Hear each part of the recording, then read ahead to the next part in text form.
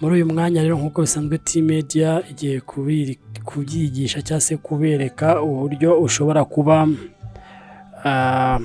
cyane cyane abanyarwanda n'abandi muri rusange bumva ikinyarwanda, hari ukuntu tujya dukora video cyangwa amafoto dushaka kuyohereza abantu ku mbuga nkoranyambaga by'umwihariko kuri WhatsApp, ugasanga so byanze kugenda kubera ngo biraremereye, ngo bifite capacities nini. Ubu rero nicyo ngiye kubereka mu gihe wafashe amafoto cyangwa video bikaba biremereye kandi WhatsApp kubyohereza ukoresheje document cyangwa se kuri WhatsApp birimo kwanga cyangwa se bigaragara ko biri kugutinza. Ubu nibwo byo tugiye mukurikira neza kano ka video, nibyo tugiye gukora.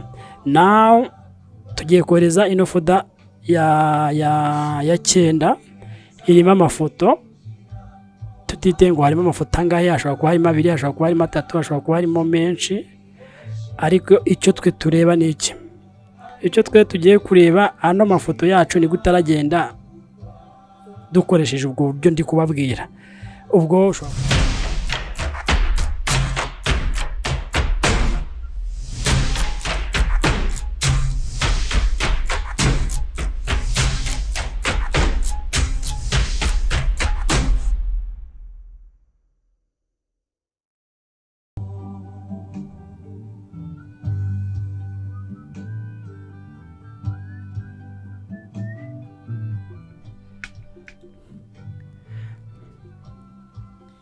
mumeze muti igitondo cyiza kandi ndongeye kubasuhuza nshuti bakunzi bacu.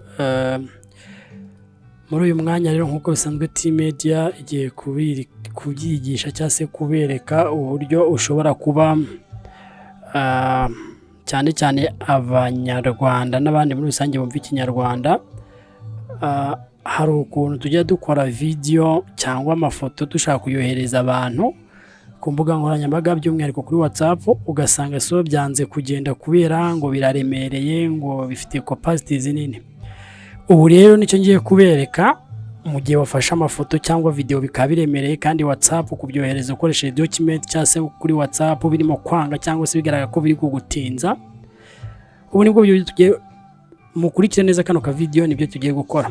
Now tugiye kohereza ino folder ya 9 irimo amafoto, tutite ngo harimo amafoto angahe, ashobora kuba harimo 2, ashobora kuba harimo 3, ashobora kuba harimo menshi, ariko icyo twe tureba ni iki? Icyo twe tugiye kureba ano mafoto yacu ni gutaragenda dukoresheje ubwo buryo ndi kubabwira. Ubwo ushobora kuba ari video imwe, ushobora kuba ari amafoto menshi, byaterwa n'uko ubishaka cyangwa n'ibyo ufite. Icyambere you have to know location y'ahantu ibintu byo kohereza biri hehe. Ikikurikiraho rero uhita muri browser yawe yo kuri internet, yego ugifungura Google yawe cyangwa se bitewe n'iyo ukoresha, uhita wandikamo ijambo WeTransfer.com, WeTransfer kirako mukubona WeTransfer.com. Iyo handitse WeTransfer.com ugakanda kuri enter, automatically bakwereka iki? Bakujyana hano. So uhitamo bitewe n'icyo ari cyo. Ngira ngo urabona hano bahise bakwereka already, tukijya hano bahise bakwereka ko uburyo ushobora gukoresha bwo kuba wakohereza ibintu byawe, upload file n'ibindi bitandukanye. So ubu rero urakora agree here, then bahita bakwereka you can select, bakakwereka ko ugomba kohereza ibintu bitarenze giga 2, ariko hano ushobora no kuzongeraho cyangwa se kuzongera.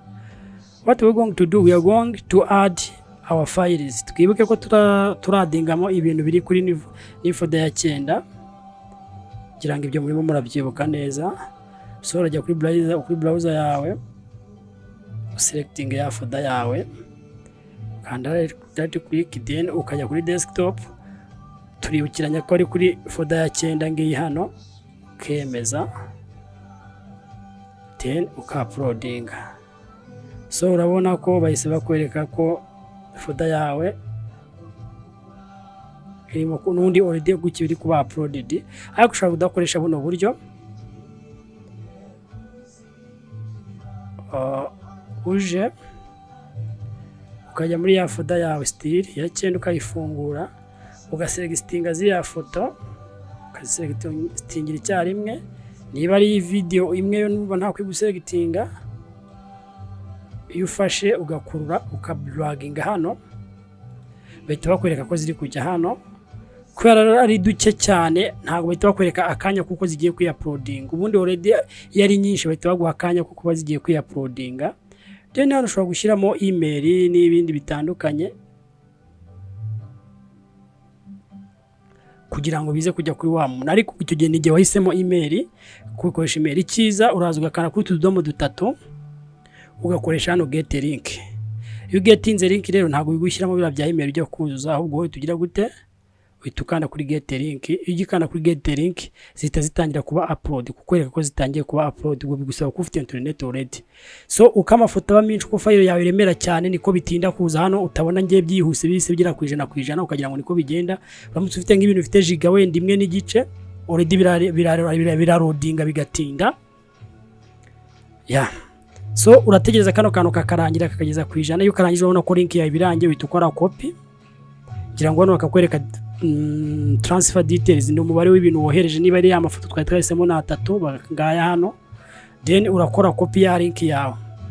Iyo urangije gukora rero copy kuri link yawe, ikindi gikurikiyeho ni iki, uhita ujya kuri browser yawe. Ushobora kuba ufite indi browser cyangwa se ugacreatinga icyo bita na ubwo already copy link yawe wamaje kuyikopia, niyo ugiye kohereza wa muntu wawe ugiye guha amafoto ya cyangwa za video zawe. So nge nsanzwe mfite link hano nashyizeho WhatsApp yanjye. Iyi link for example ngiye kuyohereza nde, ubwo already uri gukoresha WhatsApp web kwa kenshi tubatubyohereze kuri WhatsApp. Ushobora no kuba ari email uri bwoherezeho, byagusaba ko ukirika hari ukadinga ukajya muri email, ariko ngiye gukoresha WhatsApp ku giti cyanjye. WhatsApp ibintu byanjye ngiye kubyoherereza, for example reka ndushyiremo hano already nkanze muri no group niyo ngiye kwishyura photography and videography, ndapestinzemo link yanjye then ndayohereje. Iyi link nohereje ubu already bimaze kubageraho, nibajyaho bagakirika kuri iyi link barasanga ya mafoto yabagezeho. Dusubiye inyuma gato kuri ya browser yacu twoherezeho link, ibi biba byarangiye nta kindi wakora. Iyo byageze hariya ushobora kuhita uyifunga kuko already ibyaho ba wabibonye. Murakoze cyane yo gukurikira, murakoze kubiha value. Ngira ngo murabona ko nkanze kuri iyi link already bise binjyana kuri ya link yanjye wa transfer kuko biri bugaragare. Ubwo tugiye kubona ukuntu wahita unabidownloadinga ukoresheje imashini.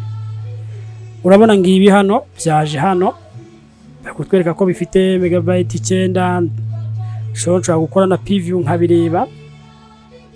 Ngibi hano cy'amafoto nohereje naya, then ndakora kuri download, ndategereza gato. Download has started. Urabona ko bahise bakwereka kara kuri ka allow bijyayo ko byagiye ku downloadinga. So nkanze hano nkajya kureba muri folder ya download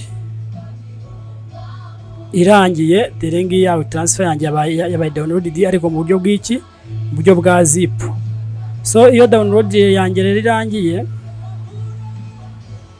ubu already biragusaba ko kano kafoto kawe cyangwa se za foto zawe uzifungura ariko ukoresheje buno buryo bwaki bwa hano. Ndakora unzip cyangwa se urumva biragusaba ko ufite WinRAR. Sinzi WinRAR niba muri kuyumva ni downloadinga cyangwa se uburyo ushobora gusoma ibintu biri zipped. So already urabona ko ifoto zanjye ngizi hano zanangije kubamo hano. Nshobora kuyifata gutya nkayipreviewinga cyangwa se zose nkazikorera icyarimwe extractinga. Iyo nkanze kuramba nye extracting zikava muri buryo bwa zip haba naza kuyibona inyuma. Ngira ngo urabona ko ifoto zanjye ngizi hano ziri kuba previewed muri ubwo buryo. So izi zose nshatse nahita nzikorera copy. Mbere yuko ariko nzikorera copy,